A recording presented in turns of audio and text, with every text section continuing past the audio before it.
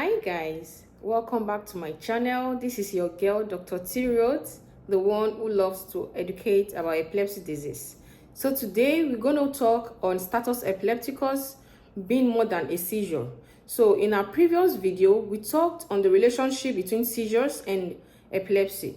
So it is also important to note that 2 or more unprovoked seizures separated by at least 24 hours is typical of an epileptic condition.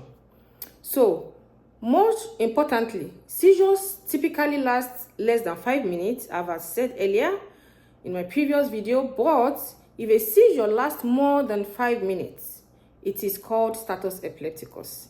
So guys, let's talk a bit about status epilepticus. So, status epilepticus is when a seizure is more than just a normal standard seizure, when the brain is continuously seizing and becoming life-threatening, causing disordered breathing or lack of breathing, or not able to gain consciousness between seizures. So, what could probably be the cause for status epilepticus?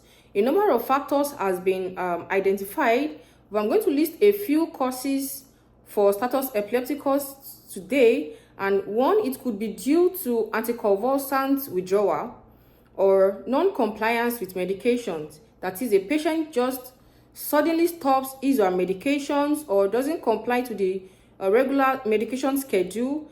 This can ultimately lead to status epilepticus. Also, the case of refractory epilepsy could also be a reason for status epilepticus. And this refers to when someone becomes resistant to the medications being given. That is, the medication refuses to stop the seizure activity. Another cause could be from head trauma, which is when someone suddenly hits his or her head against something and probably the person goes into a prolonged seizure suddenly. Another factor could be also drug toxicity, when a patient takes more dosage than prescribed. It could lead also to a prolonged seizures amounting to status epilepticus. Notably, children with severe refractory seizures can also have status epilepticus, while in adults it is majorly due to stroke or head trauma in general. So what to do in the case of status epilepticus? So usually stopping the seizure is always the first line of action. And this first line of action therapy that are always given in the hospitals or in the clinics are diazepam, which is also called Valium. It is an intravenous injection or medication that are given in an incremental doses, and due to the fact that it has a short acting effect, it basically stops seizure within 30 to 40 minutes and the patient suddenly becomes seizure free.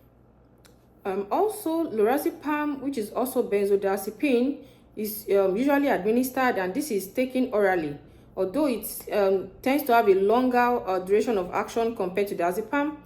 So, and these are the major first line of action in order to stop the seizure that is going on. So, most importantly, it is very advisable to always seek medical advice in situations of status epilepticus or in situation of seizures generally. So also children should be well monitored when they have IV fevers, because fevers is one of causes for seizure in children. So medical consultations and advice shouldn't be joked with. So thank you guys. I hope you learned 1 or 2 things about status epilepticus today, and I hope in the coming videos you will enjoy more about what seizures and epilepsy all entails. So thank you guys. Remember to subscribe, remember to share, remember to like my videos, and tell a friend to tell a friend to tell a friend. See you in my next video. Bye guys. Love you.